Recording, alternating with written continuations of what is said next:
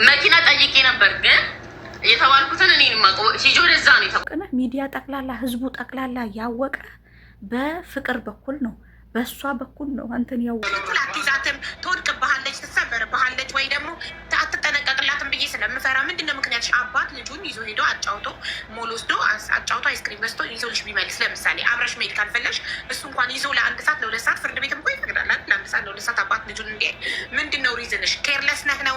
ትጠፋብሃለች፣ ትወድቅብሃለች፣ አትጠነቀቅላትም እንደኔ ነው? ሪዝኑን ንገሪኝ። ቴንኪው አስተሳሰቡን ስለማውቀው ነው እኔ ያለፍኩት ከሱ ጋር ሆኜ ያለፍኩትን ነገሮች ስለማውቅ እሺ በቃ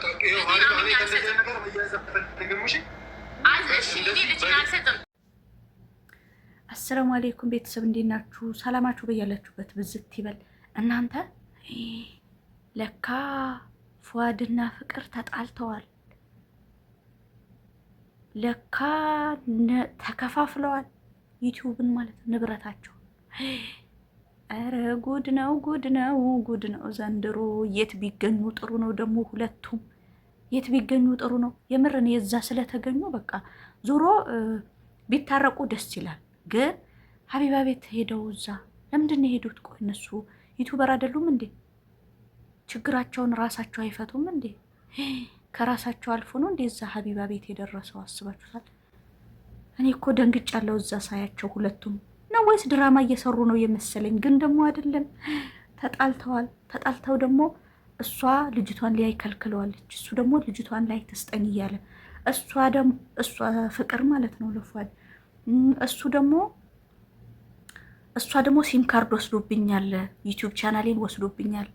እኔ ነኝ ያሳደግኩት፣ በእኔ አብረን ነበር አብረን የሰራነውን ነገር በሙሉ ወስዶብኛል። መኪና፣ ቤት፣ እንደገና ትላልቅ የቤት እቃዎች፣ ፍሪጅ፣ ቴሌቪዥን ምናምን ትላልቅ በቃ አሉ አይደል፣ በትልልቅ ብር የተገዙ ስልክ፣ አይፎን 11 እና 14 አስባችሁታል? ለካ ተጣልተዋል። እኔ ያልሰማሁም። እኔ እኮ ሀቢባ ቤትን የሰማሁት ቲክቶክ ላይ። እና እንደ እውነቱ ከተባለ ማለት ነው ዩቲዩብ ቻናሉን መስጠት አለበት ለሷ። የምሬ ነው የምላችሁ።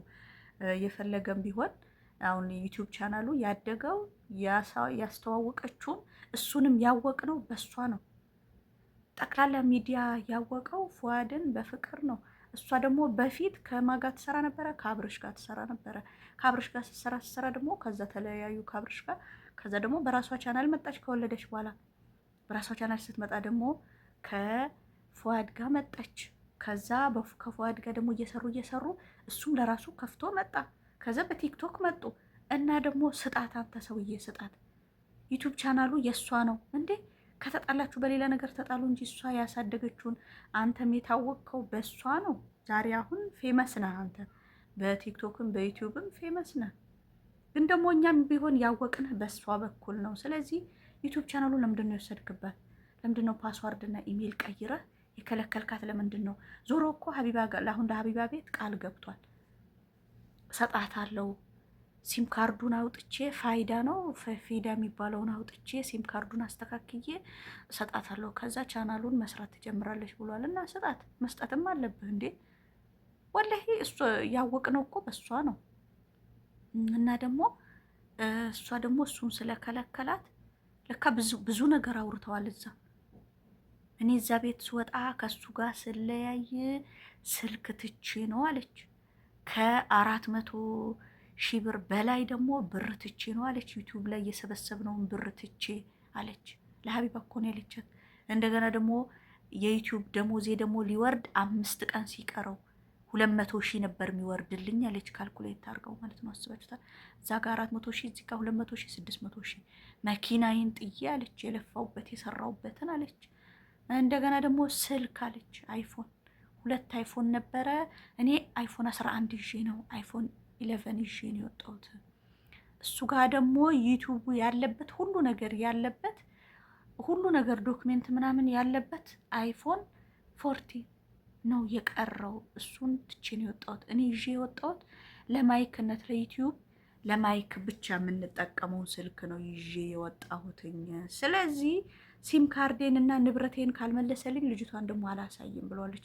ልጅቷን ደግሞ አሳይው አንቺን ብትሆኝ እና ደግሞ ልጅቷንም ደግሞ እንዲያያት ምናምን ያው ታውቃላችሁ። ሀቢባ ሁሉንም ነገር ነግራችኋለች።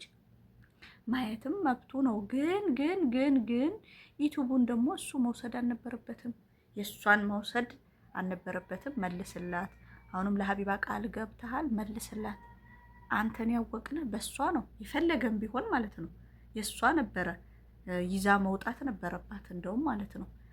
እና ስለ ልጅቷ ደግሞ ያው ሀቢባ ሁሉንም ነገር አንድ በአንድ ነግራችኋለች። ግን እዛ ቤት መገኘታቸው ለእኔ በጣም ነው የገረመኝ። የምሬን ነው የምላችሁ። እንዴ እንደዚህ ትልቅ ዩቱበር ታዋቂ ዩቱበር ሆነው አባይ ቲቪ ላይ ቀርበው ፌመስ ሆነው ለእኛ ጥሩ ጥሩ ነገር እናሳያለን እያሉ ሰላም ፍቅርን እንሰብካለን እናንተም እንደዚህ ሁኑ እያሉ ለህዝቡ እያስተማሩ ምን እያሉ ጥሩ ጥሩ ነገሮችን እያሳዩ ለካ እነሱ ተጣልተዋል። እኔ ግን የምር መጀመሪያ ሳዳምጣቸው ማለት ነው 26,000 ሰው እያየ እኔ ሳዳምጣቸው ፕራንክ ነበር የመሰለኝ፣ ወይም ደግሞ እየቀለዱ ድራማ እየሰሩ ነበር የመሰለኝ ማለት ነው። እና እንደተጣሉም አላወቅኩም ነበረ። ወደ ዩቲዩብ ብዙም አልገባም ነበረ። የሰማሁት የት ነው? ቲክቶክ ላይ ተቆራርጦ ስክሪን ሪከርድ ተለቋል። እና ደግሞ እዛ ላይ ፕራንክ ነበር የሚሰሩ የመሰለኝ፣ ግን ፕራንክ አይደለም። ዞሮ እናንተ ዩቱበሮች ማለት ነው። ቆይ እኔ የምለው አስባችሁታል? ሰው ከኋላው ፊት ለፊት አሁን እነሱ የሚያሳዩት ሌላ ነበረ ካሜራ ላይ ማለት ነው። ለካ በውስጥ ሌላ ነው። አስባችሁታል? ሰው እየሳቀ እየተጫወተ ሲለብስ ሲዝናና ሲጫወት እና ደግሞ ጥሩ ጥሩ ነገር ቀርጾ ሲለቅ ምናምን ለካ ውስጡ ጥሩ አይደለም፣ ሰላም አይደለም፣ ውስጣቸው ሰላም የለውም። አስባችሁታል? ግን እኔ ያ የገረመኝ ነገር ሀቢባ ቤት ለምን ሄዱ? ለምንድን ነው እነሱ ራሳቸው ችግራቸውን ያልፈቱት? ለምንድን ነው እዛ የተገኙት?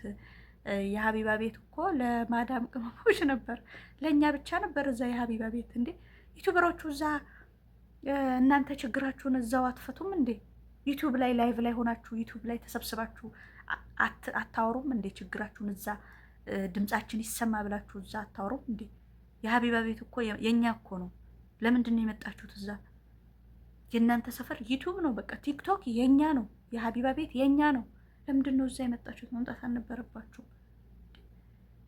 ለማዳም ቅመሞች ነው የሀቢባ ቤት የተጣላ የሚታረቅበት የተፋታ የሚታረቅበት ነው። እዛ ብሩን የተበላ ብሩ የሚመለስበት በቃ የታመመ የሚድንበት የሚፈወስበት የማዳም ቅመሞች ቤት ነው። እዛ ለምንድን ነው የመጣችሁት? ሀቢባ ቤት እዛ አትፈቱም እንዴ እናንተ ችግራችሁን? ወላይ ገርሞኛል። እኔ እዛ መምጣታቸው ገርሞኛል። እንዴ ኧረ ጉድ እኮ ነው።